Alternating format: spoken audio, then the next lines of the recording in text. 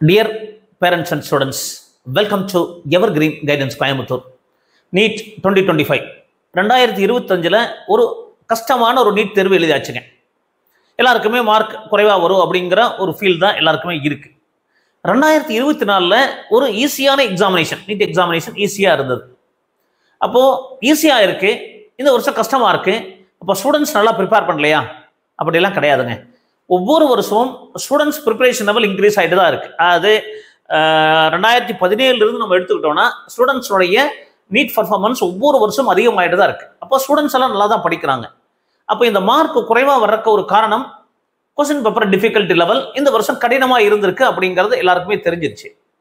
இப்போ 2024ல என்ன காரணத்தினால கட் ஆஃப் இன்க்ரீஸ் ஆச்சு அப்படின்னு என்டிஏக்கு ஒரு ரிசல்ட் வந்ததுக்கு அப்புறம் நிறைய குளறுபடிகளுக்கு அப்புறம் ஃப்ரீக்வென்ட்லி ஆஸ்க்டு கொஸ்டின்ஸ் கேட்டிருந்தாங்க.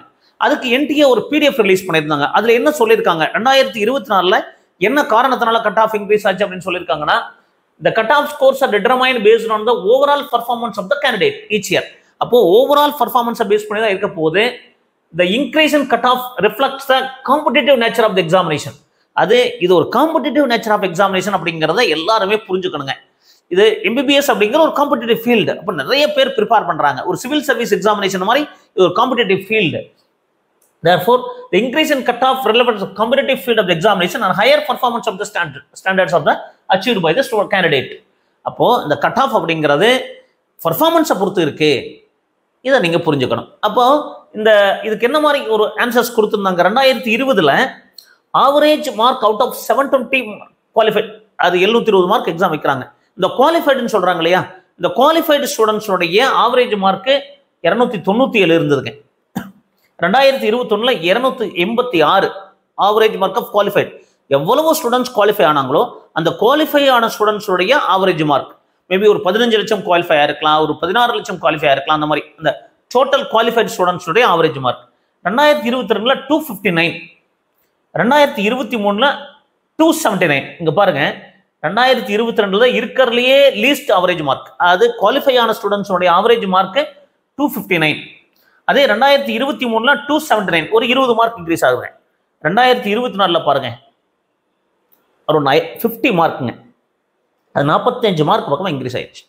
அப்போ இந்த 2023க்கு 24க்கு இடையில 45 மார்க்ஸ் குவாலிஃபைடு மார்க்ஸோடைய ஆவரேஜ், குவாலிஃபைடு மார்க்கோட ஆவரேஜ். அப்போ 2022ல இருக்கிறதுலயே லீஸ்ட். அப்போ இந்த வருஷம் கொஸ்டின் பேப்பர் கஷ்டமா இருந்திருக்கு. அப்போ எந்த மாதிரி இருக்கும் அப்படிங்கிறது பர்ஃபார்மன்ஸை பேஸ் பண்ணி தான் இருக்கு. அதனால தான் பாருங்க, மினிமம் ஸ்கோர் டு குவாலிஃபை 147 அன்ரிசர்வ்டுக்கு, தென் 138, 117 ரொம்ப குறைவாக வந்திருக்கிறது 2022லைங்க.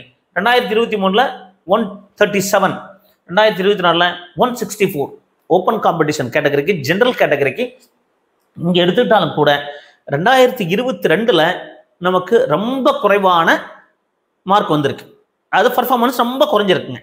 அப்போ இந்த வருஷம் கண்டிப்பாக ரொம்ப பர்ஃபார்மன்ஸ் குறைஞ்சிருக்கு. இப்போ கட் ஆஃப் குறையும், பட் இதை டீட்டெயில்டாக நம்ம ஒவ்வொரு இது மாதிரி அனலைசிஸ் பண்ணிட்டு இருப்போம். ஸோ எங்கள் வீடியோக்கெல்லாம் பிடிச்சிருந்தா மறக்காம ஒரு லைக் பட்டன் ப்ரெஸ் பண்ணிடுங்க. எங்கள் சேனல் பிடிச்சிருந்தா சப்ஸ்கிரைப் பண்ணுங்க, எங்களுக்கு என்கரேஜ்மெண்டாக இருக்கும். மீண்டும் ஒரு நல்ல பதிவுடன் உங்களை சந்திக்கின்றேன். நன்றி, வணக்கம்.